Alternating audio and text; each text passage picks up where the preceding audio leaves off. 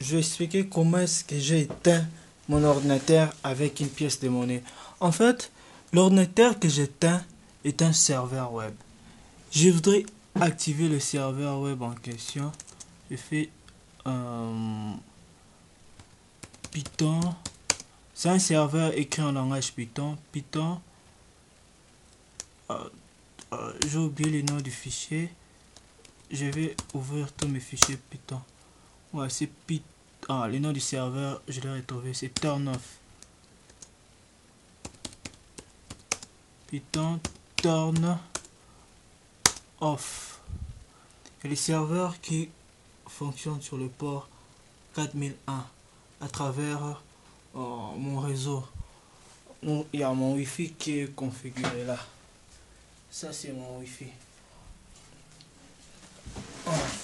Ici dans la boîte, en fait, ceci est une boîte triquée.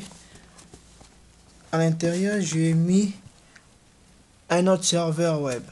C'est un serveur qui tourne aussi sous Python. Le serveur est un serveur embarqué. Vous voyez, le serveur est muni d'une batterie. Il n'y a pas de fil pour alimenter le serveur en question. Ça, sa propre batterie. Et il y a aussi un microcontrôleur. Le microcontrôleur est là pour recevoir le signal qui sera donné par cette pièce de monnaie. Vous voyez, il y a des fils. Il y a des fils ici. C'est des fils. Ces deux fils, quand ils vont se toucher à travers cette pièce de monnaie, ils vont transmettre un signal au microcontrôleur. Le microcontrôleur va les transmettre à mon serveur embarqué. Puis le serveur embarqué va envoyer une requête au deuxième serveur contenu dans ces laptops. Et le deuxième serveur va exécuter une commande Linux, la commande Alt. Une commande bien sûr qu'il faut toujours exécuter en route. Bon voilà, je voudrais faire une fois de plus la démo. Je place ma boîte là à côté et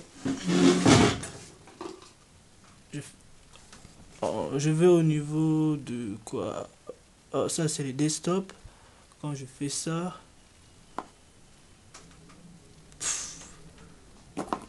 ça s'éteint pas. Ah ouais, j'ai oublié, ça s'éteint pas parce que je pas tout simplement activer mon serveur. Comment activer le serveur? Le serveur, en fait, le serveur embarqué qui se trouve ici dans le carton, je le contrôle par SSH.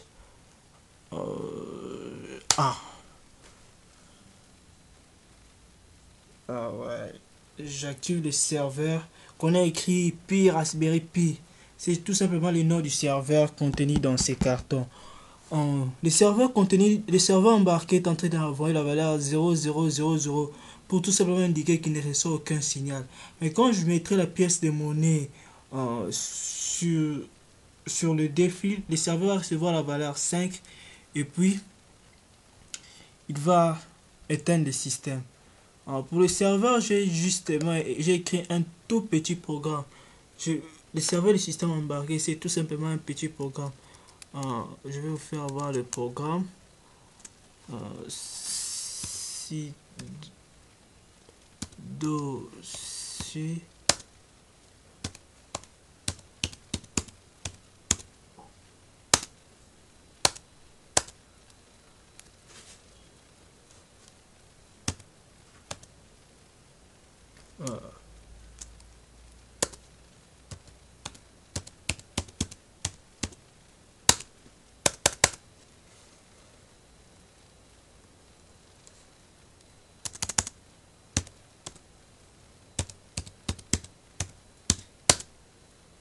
ouais.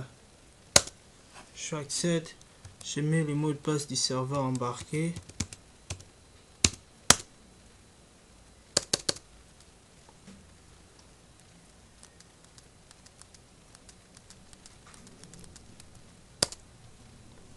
Ça c'est le code du serveur qui se trouve dans les cartons.